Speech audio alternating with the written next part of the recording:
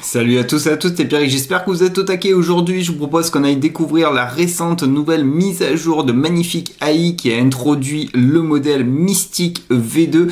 Et vous allez voir que le modèle Mystique V2 est assez badass, étant donné qu'il va vous permettre de générer directement des images en 4K avec une qualité de détail assez folle.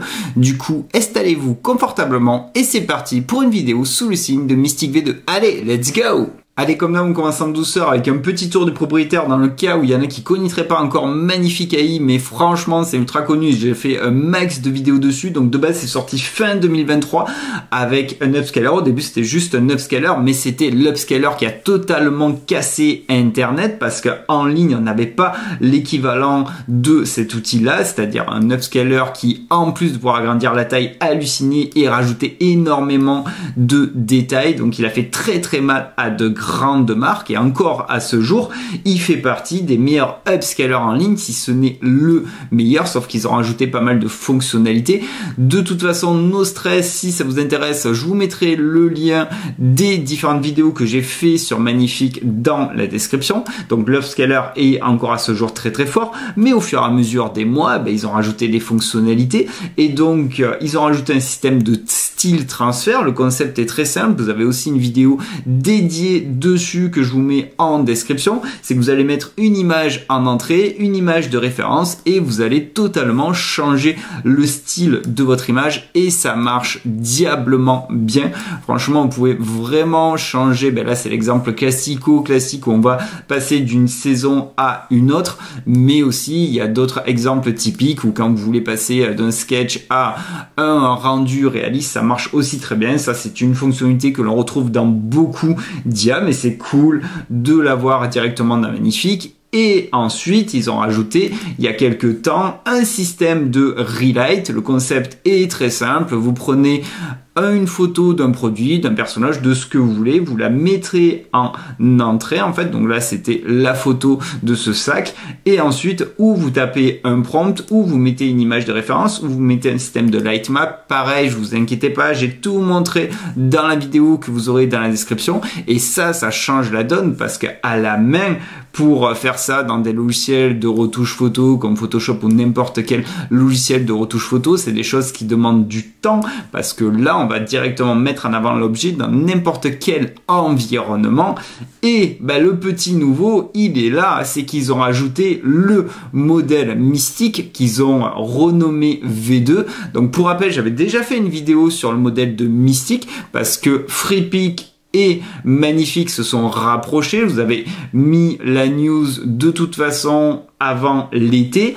Et du coup, quand on est sur Freepik, quand on regarde les différents modèles, on a un modèle exclusif fait par justement les équipes de Magnifique. Ils sont deux, pour rappel, Ravi et Emilio. Donc le modèle Mystique qui est ultra puissant. Pareil, j'ai fait une vidéo qui est dédiée dessus. Et aussi à noter, pour rappel, parce que c'est pas encore arrivé, on sait depuis X mois que l'upscaler de Magnifique va arriver aussi dans Freepik. Donc là, vous voyez l'upscaler de Freepik qui est plutôt cool. Franchement, ça fait le job, mais on sait très bien que l'upscaler de Magnifique va arriver à un moment ou un autre dans Freepik. Donc c'est cool parce qu'on a deux éléments qui sont exclusifs à Magnifique avec le modèle de Mystique et le upscaler qui arrivera dans Freepik. Bref, du coup, maintenant, ils ont ajouté le modèle de Mystique V2. Et donc, qu'est-ce qu'apporte ce modèle V2 au niveau de Magnifique ? Mais en fait, c'est simple, c'est que le modèle Mystique V2 apporte tout simplement d'autres fonctionnalités, d'autres réglages spécifiques. Donc déjà, si on commence par la base, dans Freepik, vous allez pouvoir générer avec le modèle Mystique que des images en 2K, ce qui est déjà très bien en soi. Quand on regarde le résultat, là c'est le même prompt, ça va. Là c'est Mystique V2, là c'est Mystique V1, ça va pas à rougir, c'est le même modèle. C'est juste que on a des options spécifiques en plus dans Magnifique, donc l'option de pouvoir exporter en 4K et ensuite toutes les options spécifiques dédiées au réalisme, au creative detailing, en fait, le modèle d'engine et le fait de pouvoir fixer la génération. C'est des choses que l'on n'a pas au niveau de Freepik. Je suis ici, j'ai juste les options qui sont dédiées à Freepik qui sont assez intéressantes pour ceux qui n'ont pas l'habitude de prompter parce qu'on peut choisir le style, la couleur, les angles de caméra. Donc, en gros, c'est juste une plus-value que l'on a avec ce modèle V2 et surtout, en fait, ce qui est ultra intéressant, c'est que là, on commence vraiment à avoir une petite boîte à outils pas déconnante avec Magnifique, car on a un générateur d'images qui génère jusqu'à des images en 4K et qui est ultra badass. On a le système de Relight qui est super cool, on a le style transfert et on a le putain d'upscaler de Magnifique. Donc, tout en un, on commence à avoir 4 fonctionnalités qui sont intéressantes et en termes de système économique, je sais, il y en a qui vont gueuler, il n'y a pas de compte gratuit, ok, mais c'est comme ça, c'est la vie, c'est pas moi qui fais les règles du jeu, donc les premiers abonnements sont à 39 balles et donc vous avez 2500 tokens par mois. Après, le coût des tokens dépend des fonctionnalités que vous allez utiliser, ça dépend aussi des images que vous allez upscaler. Si elles sont déjà en grande taille, ça vous coûtera plus cher, mais en soi, déjà, ce qui nous intéresse, la génération d'une image avec le modèle Mystic V2 nous coûte en 2K 7 crédit en fait, et du coup quand vous passez en 4K ça passe quand même à 22 crédits, mais regardez l'image, c'est de la 4K, c'est du 5440 par 3072 en 16/9, donc on est quand même sur une image ultra méga détaillée avec énormément de pixels, donc c'est normal, ça coûte beaucoup plus cher que celle qui sera en 2K. Avant de continuer, et pour rappel, parce que c'est quand même super important, quand je parle du modèle Mystic de Freepik ou bien du modèle V2 dans Magnifique, n'oubliez pas que de base derrière c'est juste un modèle de Flux qui a été fine-tuné, pimpé, auquel ils ont mis un petit coup de l'upscaler de Magnifique, et c'est la raison pour laquelle justement ça vous sort des images en 2 ou 4K, et c'est la raison aussi pour laquelle quand vous allez générer une image avec Mystic dans Freepik ou avec Mystic dans Magnifique, ça va vous générer qu'une seule image. Donc, il faut être conscient que vous aurez moins de variété, étant donné qu'avec un seul prompt, vous aurez qu'une image, mais au moins, étant donné que l'upscaler est directement inclus, vous n'aurez pas à passer l'image dans un upscaler. Donc c'est à vous de voir, c'est un juste milieu, ça dépend des thématiques. Le rendu photoréaliste de Mystic est plutôt cool. Après, il n'a pas la créativité, le côté artistique de Midjourney, mais là, franchement, quand on regarde le résultat, on est sur un résultat qui est ultra réaliste avec énormément de détails et la compréhension du prompt, elle est plutôt très bien parce que là, si vous regardez le prompt, j'avais juste dit que je voulais une majestueuse reine guerrière aux cheveux roux flamboyants. On les a coiffés d'une couronne de lave en fusion. Ok, on a la couronne dont la peau s'illumine de braise tandis que des fissures de feu apparaissent sur son visage.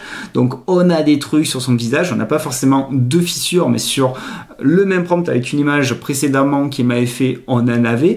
Donc on est plutôt très très bien et franchement c'est un modèle, soit le modèle V1 de Mystic ou le modèle V2 dans Magnifique qui est intéressant. D'ailleurs, étant donné que ça faisait un petit moment que j'avais pas fait une vidéo sur Magnifique, on va juste reparler un petit peu des nouvelles fonctionnalités qui sont arrivées en termes d'expérience utilisateur, parce que c'est vrai que l'UX était déplorable, on peut le dire. Autant quand c'est bien on le dit, mais quand c'est claqué au sol, il faut le dire. Alors déjà, premier ajout qui a bien changé la donne, surtout pour les gros utilisateurs de Magnifique, c'est un système de vue par grille.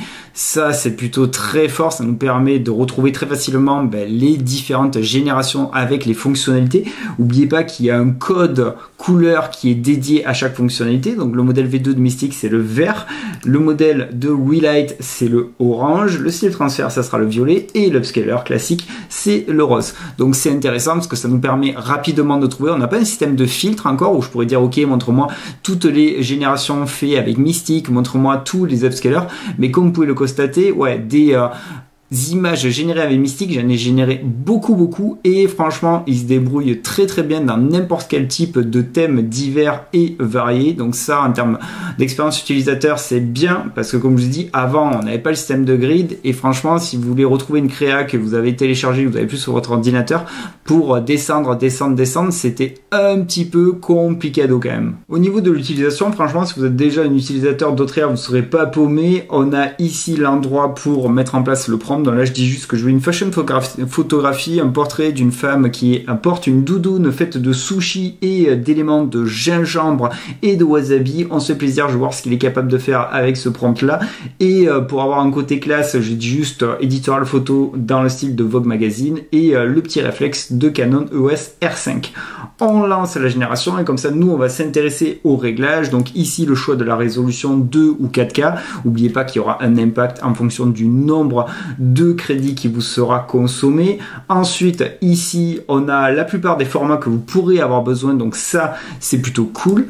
Ensuite, ici, réalisme, on a un bouton à activer ou pas. Donc là, il était activé justement pour renforcer ce côté réaliste et détaillé. Mais si vous regardez au niveau des infos, il vous dit que quand vous allez mettre un prompt qui serait beaucoup plus artistique, fantastique, en fait, il vous conseille potentiellement de le détailler. Mais en soi, franchement, j'ai fait des tests. Regardez là avec l'image que je vous mets à l'écran. Là, le mode réalisme était activé. Donc j'étais sur un rendu Heroic Fantasy avec ce personnage, donc il a vraiment un côté réaliste, ça marche assez bien.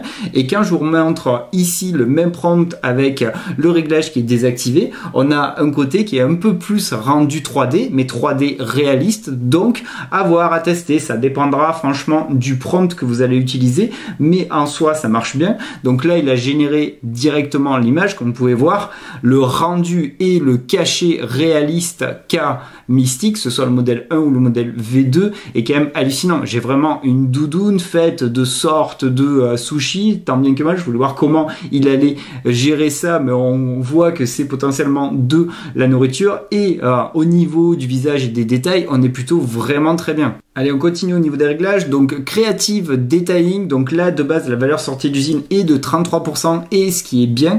Car quand on regarde au niveau des presets, c'est le ratio qui est le plus recommandé pour des portraits, donc celui que j'ai utilisé. Donc là aussi c'est assez simple. Dites-vous que quand vous allez faire justement des portraits, restez à 33%. De toute façon, il y a bien la doc qui a été mise en place. Quand vous voulez avoir des rendus plus cinématographiques, dépassez pas 50%. Donc ils disent entre 33 et 52.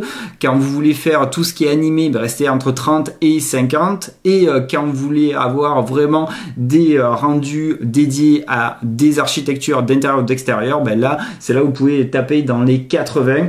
Donc en soi, si vous faites des êtres humains, vous serez toujours entre 33 40 au niveau des réglages, et le réglage sorti d'usine 33 franchement fait bien le job, comme vous pouvez le constater de toute façon ici à l'écran. Ensuite on a l'engine. En fait, qu'est-ce qui va être utilisé? Je vous rassure de suite, le modèle automatique marche très bien. Il va analyser le prompt et choisir un des 3 engines de Magnifique. Donc le Illusio qui est le plus smooth en fait, qui est vraiment adapté pour tout ce qui est paysage, nature en fait. Ensuite on a le Sharpie, celui qui va rajouter pas mal de détails, un côté granuleux, un petit peu comme l'image que vous voyez ici en fait, où il a dû analyser le prompt et naturellement se baser sur ce modèle là. Et le dernier, c'est le juste milieu entre les deux. De toute façon pareil aussi, no stress, hein. Vous cliquez, vous avez la doc qui est mis en place, et vous voyez bien que le dernier c'est entre le Illusio et le Sharpie. Ensuite, un réglage aussi qui est hyper intéressant, c'est le Pixel Génération. Donc de base c'est désactivé, et quand vous allez l'activer, toutes les prochaines générations que vous allez générer vont garder le même seed, le même ID en fait, et du coup ça va vous faire des variations subtiles. Alors vous allez me dire mais à quoi ça sert? Exemple tout bête, où là je vous montre une image où c'était tout simplement un portrait d'une jeune femme aux cheveux bruns qui allait jusqu'aux épaules et qui regardait le téléspectateur. Là j'ai gardé le même seed et j'ai juste modifié le prompt, où j'ai dit que au lieu de porter une robe blanche, elle portait une robe rouge en fait, et du coup c'est comme si je faisais une variation subtile avec le même ID. Donc il y a très peu de changements, et même parfois là quand vous regardez l'autre image où j'ai juste encore régénéré l'image, gardé le même seed et changé la couleur de la robe, là j'ai même exactement le même visage. Donc attention, j'ai pas dit que c'était fait pour faire du caractère consistance, donc de la consistance de personnage pardon, mais en gros quand vous allez garder le même seed, ça pourrait être pratique si vous avez un intérieur qui vous plaît, vous voulez modifier quelques détails avec des variations subtiles, et du coup c'est quand même intéressant qu'on ait cette fonctionnalité là aussi au sein de Magnifique. Bon mais les amis, on arrive déjà à la fin de cette vidéo. Je vous mets plein d'exemples en fond, comme ça vous aurez une bonne visibilité sur ce qu'est capable de faire le modèle de Mystique V2 ou bien le modèle V1, mais là c'est des exemples de la V2, mais soyez conscients, n'oubliez pas que vous avez Mystique qui est aussi dans Freepik. On a vu les différences, et surtout au niveau de l'export, étant donné que dans Magnifique vous aurez un export en 4K et tous les réglages qui sont vraiment spécifiques et dédiés à Magnifique que l'on a vu ensemble. Donc là en soi, si on récapitule, maintenant avec cet ajout là, on peut dire que potentiellement là ça commence à être intéressant, l'abonnement, parce que de base là où l'abonnement était que au début quand c'est sorti que qu'un petit upscaler en fait, mais un upscaler qui était du jamais vu à l'époque où il est sorti en ligne. Ben là on a quand même avec l'offre un générateur d'images qui est quand même très puissant, on a un style transfer, on a un système de relight et on a l'upscaler. Donc là, petit à petit, là on se dit qu'on a de plus en plus de fonctionnalités et de toute façon, ils sont obligés, en fait, toutes les IA, si elles veulent rester sur le devant de la scène, vont devoir devenir des boîtes à outils. À terme, c'est pas normal qu'on ait 50 000 abonnements avec les IA pour parvenir à nos fins. À terme, il va y avoir des rachats, les petits ne pourront jamais suivre toute la cadence et au fur et à mesure, on va avoir de plus en plus de fonctionnalités. Peut-être que les forfaits, à un moment donné, vont augmenter ou réduire, peu importe, on ne sait pas. Il y a tellement de choses qui se passent de toute façon par semaine, mais une chose est sûre, c'est que le domaine de boîte à outils, c'est quelque chose qu'on commence à avoir de plus en plus avec certaines IA. Ben, Runway, c'est une boîte à outils, par exemple, qui est vraiment très puissante. Et là, magnifique, on le voit, comment ils communiquent. En fait, Ravi et son pote, ils veulent de base devenir aussi un incontournable et avoir leur place sur le marché. Et franchement, ils l'ont déjà, parce que moi, si je vous donne un exemple spécifique, quand j'interviens, que je forme des boîtes, ben, à chaque fois, les 3/4, ils ont l'abonnement magnifique en fait. Donc c'est un besoin car de base, l'upscaler c'est quelque chose qui a marqué le coup. En fait, ils ont fait très mal à de grosses entreprises. Le fait de le mettre en place à ce moment précis de la timeline en fait où il n'y en avait pas en ligne, ça a cassé le net. Et du coup, il y a beaucoup de personnes qui se sont abonnées, qui restent abonnées. Bien que là, on commence à avoir des upscalers en ligne qui sont plutôt intéressants. Je ne sais pas si vous avez testé le dernier upscaler de la mise à jour de Leonardo.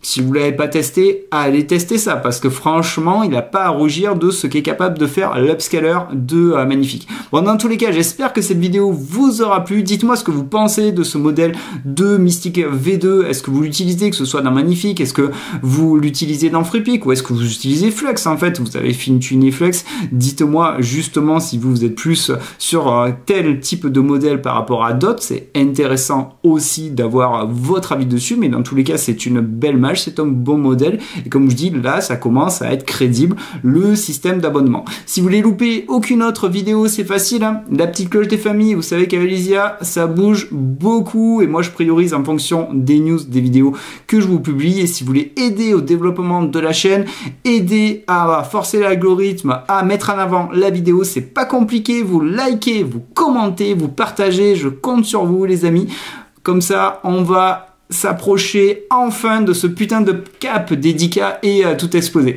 Allez les amis, moi je vous dis prenez bien soin de vous et à bientôt pour de nouvelles aventures. Allez, salut, ciao, ciao. Los bandoleros à vie. Los bandoleros à vie.